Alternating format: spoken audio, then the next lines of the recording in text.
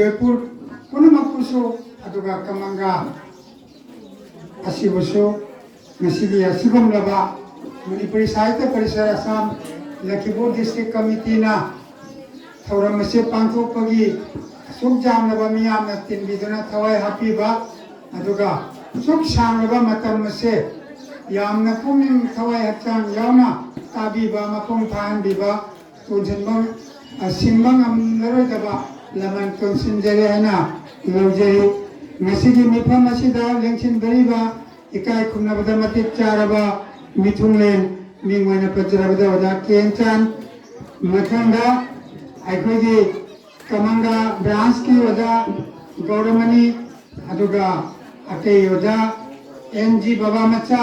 lukram nilchan athapam ajai baton aduga loina na ngasigi award phangkhiba oja singbo taramna okchebagi lakpiduna kudong chaba pibiba loina na manda phambiriba oja sing ima indol itelise punamaku ayagna ikai khunaba uchchabaga loina na ikongona khoramjeri yamna pungning nungsiba mikub haibadini hariba mikub asida ayagna paudama matang tamjage maramdi aikoina Manipuri Sahitya Parishad Lakhimpur District Committee asina hariba Jodhpur gi lamdam asida community hall asida thauram pangthok chariba awareness camp loina na taramna opagi se paujel amaga loina na taujabani karamba paujel no haibada lamdam asida aikogi Manipuri Sahitya Parishad Assam gi jakairo lama hana leramagasu madu mapung marai pharam daba oiram lagasu nau na mukamuk hogat minarasi haibagi mikap thong minarasi haibagi mangla nado sagacherega mapam masida lakchabane hariba Manipuri Sahitya Parishad Assam asigi hoji magi sarkar na pirakpa sensu yamna marang kaina phange hariba sisu paudamaina tamjari madudi karpas phan hariba adudagi sarkar na lupa crore hum pibiraki Assam Manipuri Sahitya Parishad Assam da lupa crore hum asidagi senpham ase anirak thongna pirakoda loina phangbasida lupa lakh teret mukti makoi kathok action khara tawgrerga atei se mapum phana Manipuri Sahitya Parishad ke phanda DC na chingba acho sansin punamak jawrega hariba senpham ase thambani bengta hariba bengta thamiba senpham asidagi Manipuri Sahitya Parishad na maram chadana paisa anamta kharas toba yaroi thodo hendongna asigomba kem toba awareness kem toba lari phomba nauna lari iriba singba thogatpa aduga seminar toba symposium toba awareness camp toba punamak kese masgasida mathuitana hariba korpas pandi crore ahum dugagi lakh tarani thoi chehigi phangani hariba senpham masina aikoi mayam ama thabak paikhe jare aikoi gi tanja sijamna chare aduna ngasigi aikoi gi sida aikoi gi anjana thokchom Mangdale Sinbiri, akoina taramna okchari, Surjamukhi mangda phambiri, Moirangthem Sabita sigesiga phamamani, adugagi sirbardagi lengbirakpi dhira makui singa sisu objekte yamna kanna sahitya sujariba nupi lattagi makoi chanura khoji lokana puthoyarga parisatri sijawi aduga makoi sahitya sujariba sengni aduna lamdam nasigi nauna hogalani ba nupi khande nipa khande punamaksu sahitya subagi hana sui haiba subira mammigi maming krasu taji adugo madugi amuk hanna jakai bagi khudong chabado ngasi sina oresanu habagi tanja adumaga lojage aduga aikoina mafam masida lakpa matamda kamanga ga Jodhpur ga thangari base marakta raja bazar na chekhan orega jamna lamna basina ichina kharana chiga ngasi mak proposal khara thambirami madudi ꯑꯩꯈꯣꯏꯅ ꯂꯈꯤꯄꯨꯔ district ꯀꯃꯤꯇꯤꯁꯤꯒꯤ ꯃꯅꯨꯡ ꯆꯟꯅ branch 3 ꯈꯛ ꯂꯩ branch 3 ꯑꯁꯤꯒꯤ ꯃꯅꯨꯡꯗ Jaipur ꯀꯃꯪꯒ꯭ꯔꯥ branch ꯑꯁꯤ ꯑꯃꯈꯛꯅꯤ ꯃꯁꯤ ꯌꯥꯔꯒꯗꯤ ꯖꯣꯏꯄꯨꯔꯗꯒꯤ ꯈꯥꯏꯗꯣꯛꯄꯤꯌꯨ ꯍꯥꯏꯕ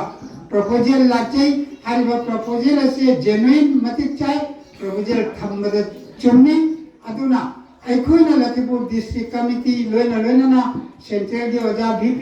aduga central ge oja secretary jawbiri aikhoina central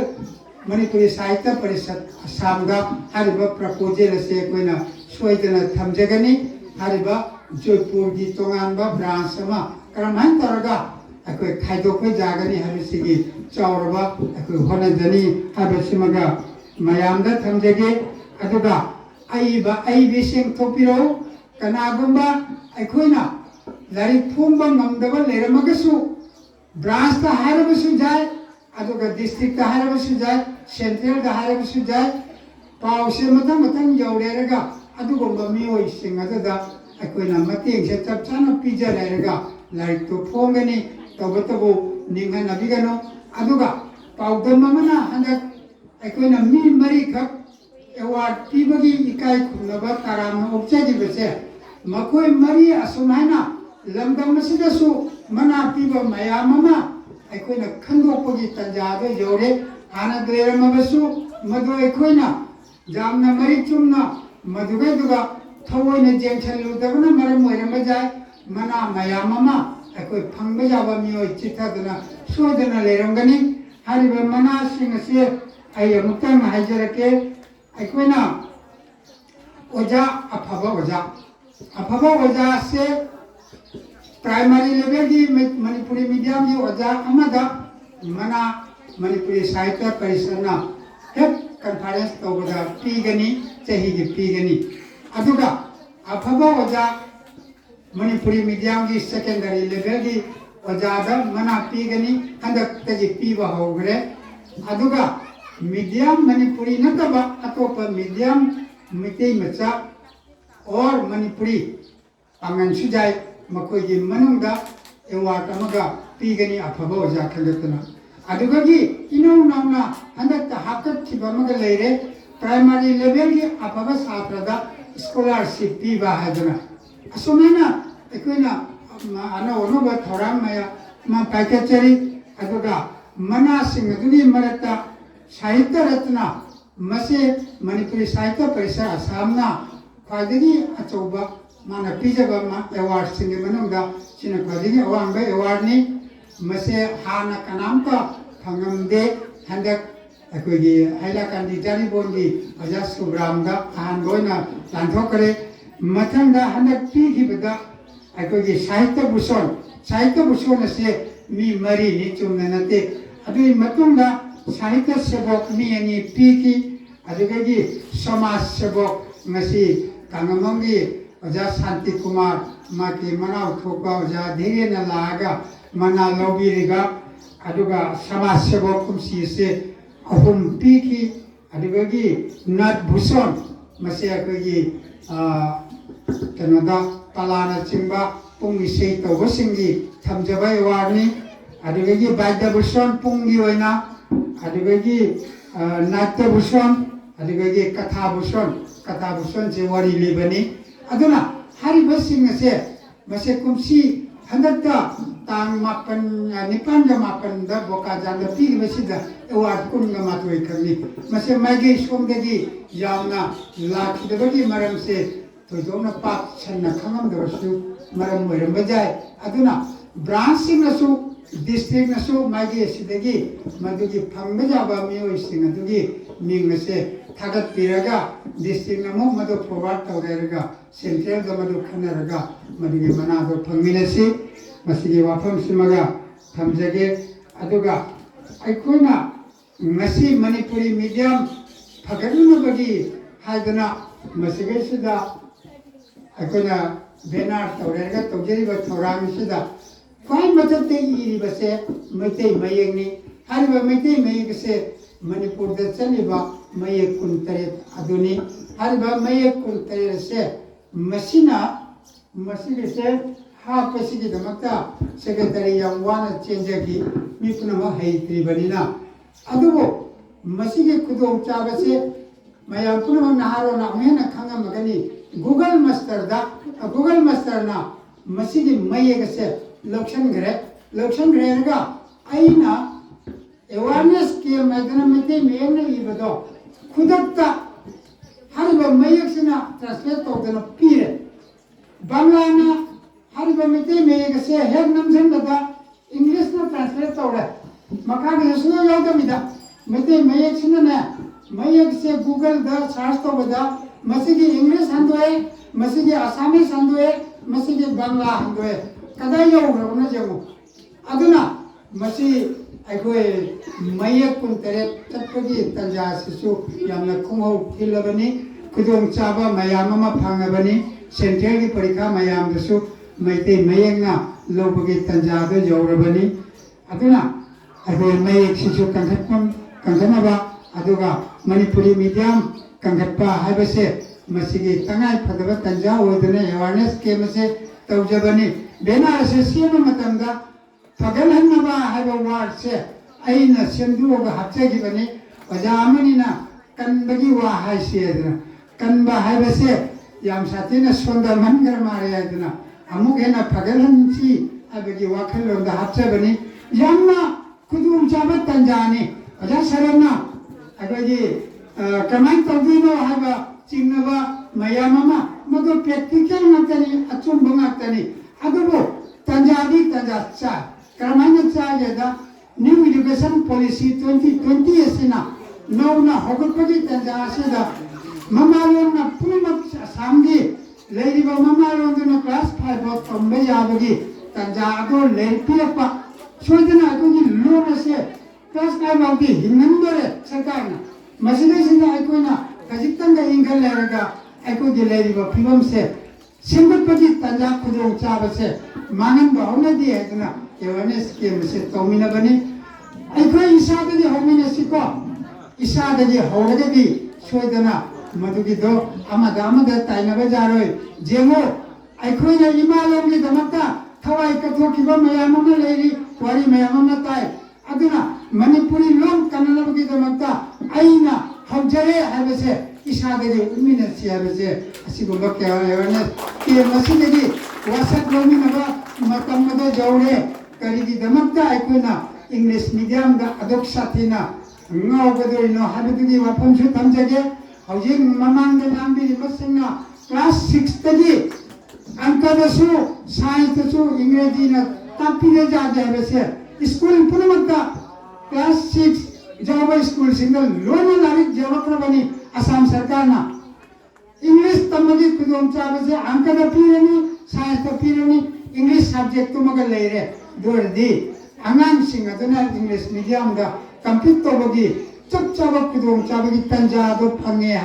ꯍꯥꯏꯖꯕꯅꯤ ꯑꯗꯨꯅ ꯏꯪꯂꯤꯁ ꯃꯤꯗꯤꯌꯝꯗꯒꯤ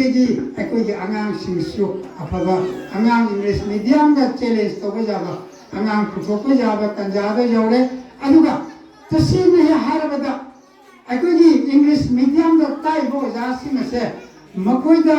ꯄꯤꯔꯤꯕ ꯁꯦꯂꯥꯔꯤꯁꯤꯒ ꯁꯔꯀꯥꯔꯒꯤ ꯁ꯭ꯀꯨꯜꯗ ꯃꯅꯤꯄꯨꯔꯤ ꯃꯤꯗꯤꯌꯝꯗ ꯐꯪꯉꯤꯕ ꯑꯣꯖꯥꯁꯤꯡꯒꯤ ꯁꯦꯂꯥꯔꯤꯒ ꯀꯝꯄꯤꯌꯔ ꯇꯧꯔꯕꯗꯤ ꯌꯥꯝ ꯁꯥꯊꯤꯅ ꯈꯦꯠꯅꯩ ꯑꯗꯨꯅ ꯑꯣꯖꯥꯁꯤꯡꯅ ꯀꯠꯊꯣꯛꯄ ꯗꯦꯗꯤꯀꯦꯁꯟ ꯑꯃꯒ ꯂꯣꯏꯅꯅ ꯑꯩꯈꯣই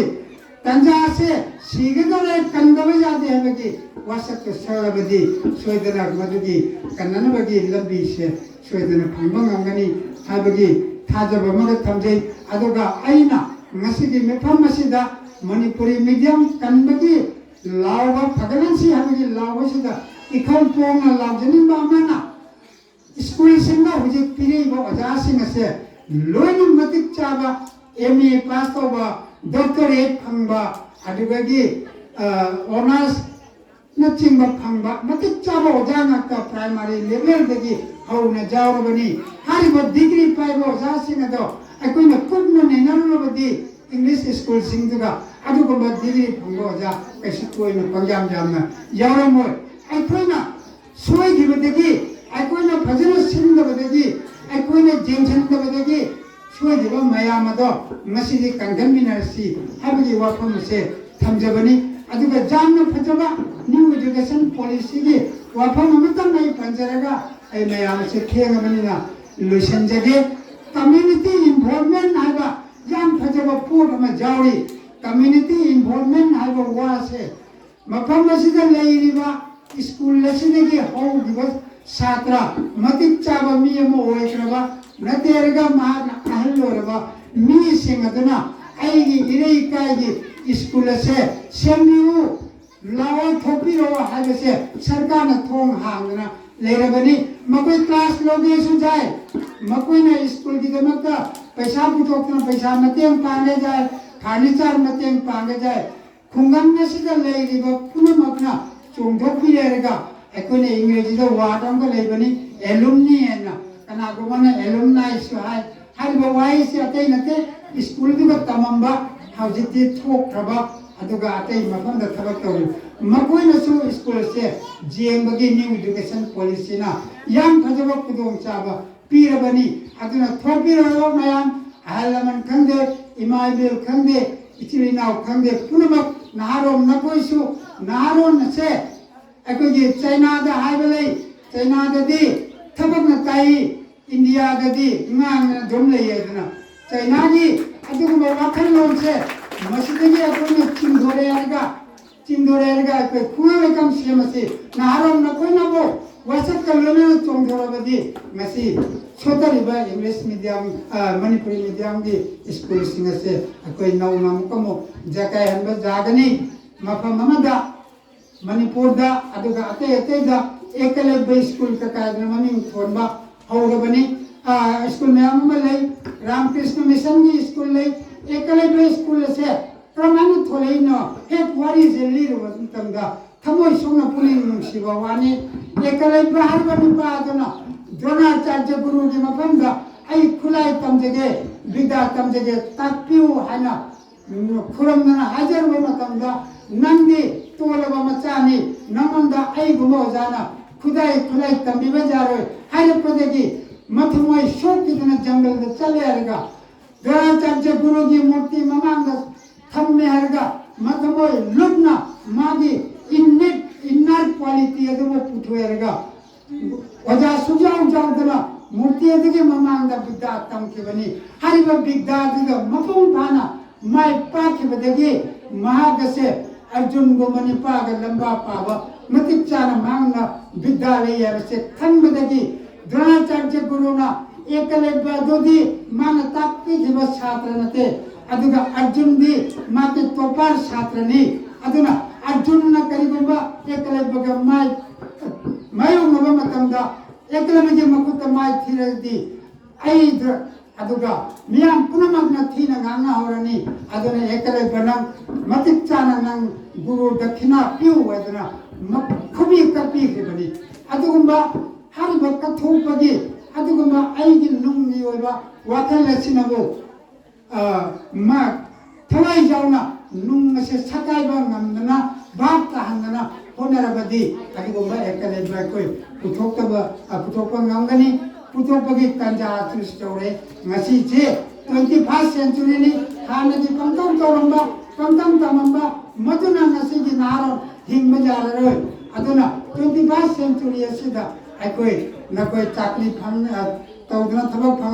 phangogera naro nakoi sutau nakoi punamak se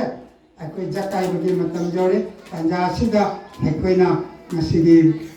Joypur gi miyam gi mateng lojaraga awareness team se tawjabani awareness team asina kajittan morbasu kana bado pura pangamdana hariba Joypur sida